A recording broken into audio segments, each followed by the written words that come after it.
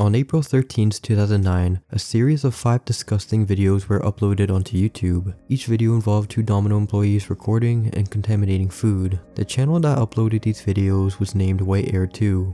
The first video uploaded was titled Domino's Pizza Booger. Michael, whose name was mentioned in the video by the woman recording him, can be seen with a banana pepper up his nose while preparing a sandwich for a customer. Shortly after, he removes the pepper and flings it across the kitchen, while both of them giggle about their actions. The second video starts off with a woman behind the camera stating this. We are about to see how Michael checks out a customer.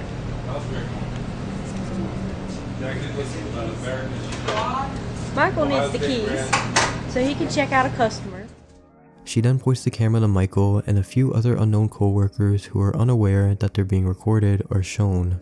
Compared to the first clip and the 3 others I'm about to show you, this one definitely is the most normal one, but when looking at the next 3, things take a much darker turn. In the third video that's given the name Domino's Pizza Special Ingredients, the woman recording each video finally reveals herself as Christy. Hello, this is Christy back again, and here at Domino's, I like to be lazy. Yes, lazy. Christy then points the camera at Michael, who then starts putting food into his nose and then back onto the sandwiches he's making, while Christy can be heard laughing in the background and even encourages him to keep on going. You remember the time when you sneezed?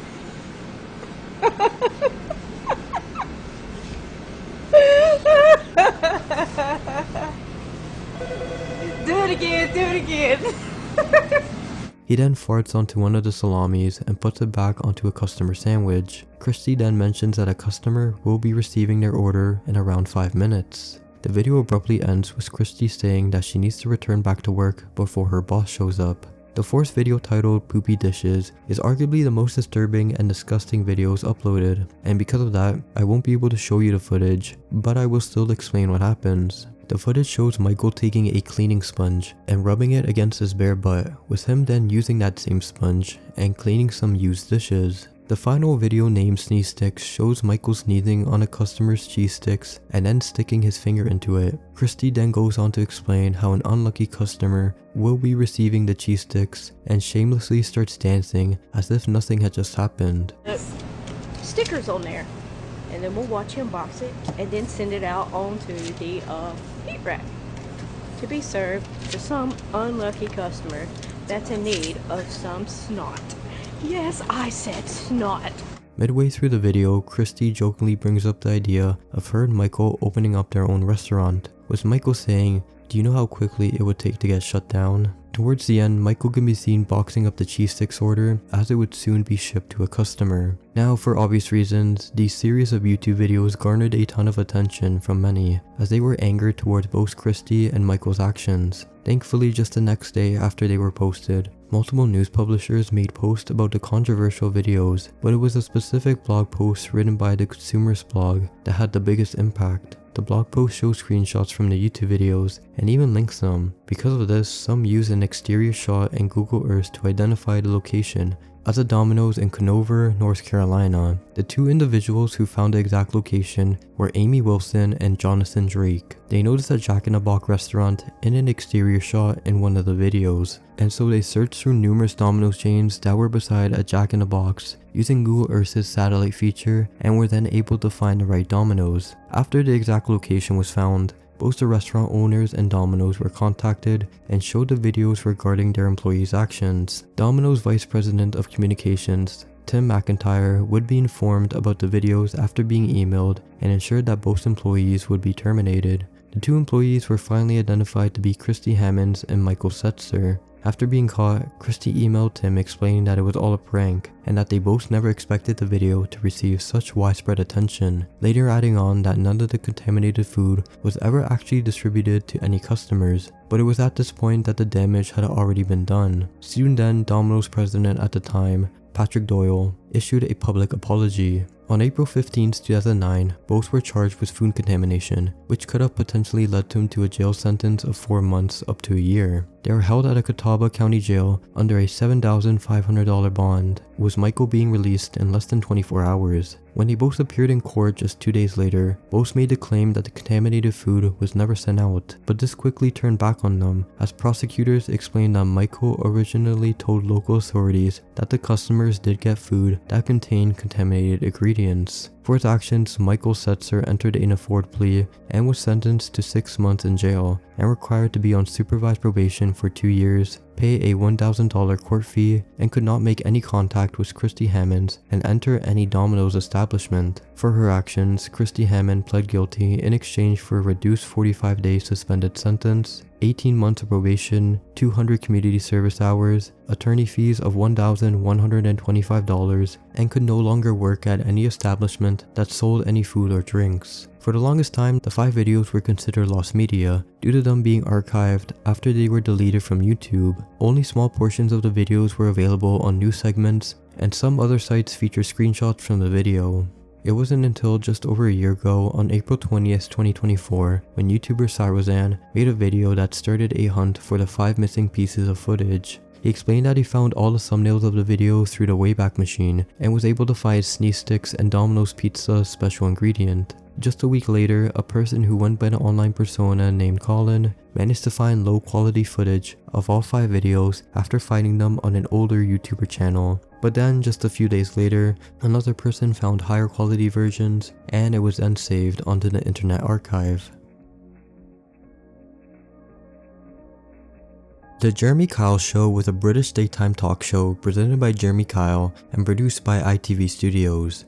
Premiering on the 4th of July 2005, the show would quickly garner attention and would soon become ITV's most popular daytime scheduled program due to consistently drawing over 1 million viewers per episode. While it was popular, many weren't too fond of how the show was presented, and it was even deemed as controversial. The show was centered around individuals typically dealing with family and relationship issues, and while those on the show agreed to partake in personal conversations surrounding their life, many felt that Jeremy Kyle took advantage of these vulnerable individuals by being confrontational and essentially using their trauma as a way to garner attention from those who tuned in. Now, there are numerous examples of participants clearly being ill-treated, but in this case, we will be looking at an episode that went too far and which eventually led the show to being cancelled. On the 2nd of May 2019, 63-year-old Stephen Dymond appeared on the show. He had just broken up with his former fiancée, Miss Jane Callaghan, a few months back in February.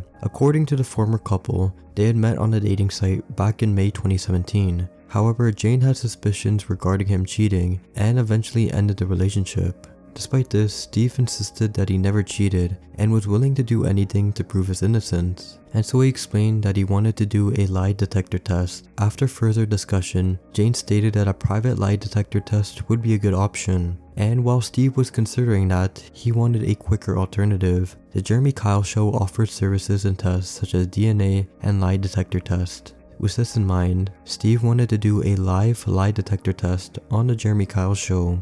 Steve called in to apply for the show in hopes that he would be a guest. However, this wouldn't be as successful after he would be denied due to a background check. As it turned out, Steve Dymond had a history of depression and had previously overdosed on 4 different occasions, with one of them being back in January 1995, twice in December 2002, and the last one being in April 2005. Throughout the time in March 2019, Steve had called producers around 40 to 50 times in a desperate attempt to appear on the show, but he kept getting denied and would only be allowed to make an appearance if he got a note from the doctor saying that he was capable of attending the show. It should also be mentioned that during this time, Steve was still mentally suffering from his breakup with Jane and was frequently visiting his general practitioner due to him showing signs of potentially ending his own life. Because of this, he was taken to a mental health care team, but after an analysis regarding his behavior was performed, it was stated that Steve was not in the risk of taking his own life, as there was no concrete plan with him going through with it.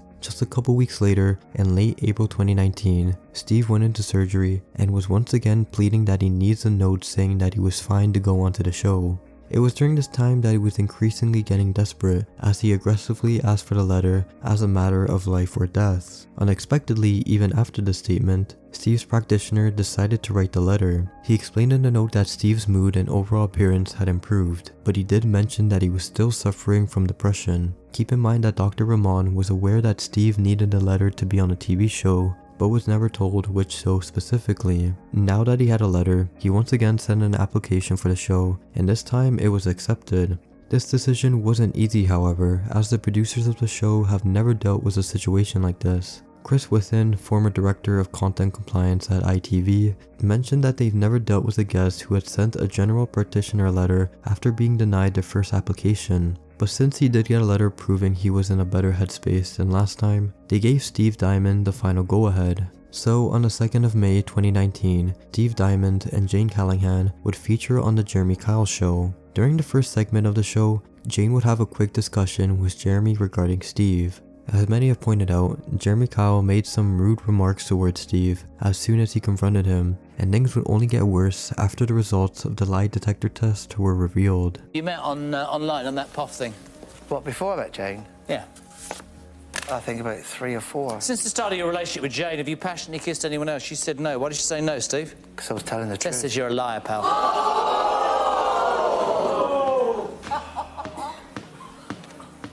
Just so you're aware, you failed every single question.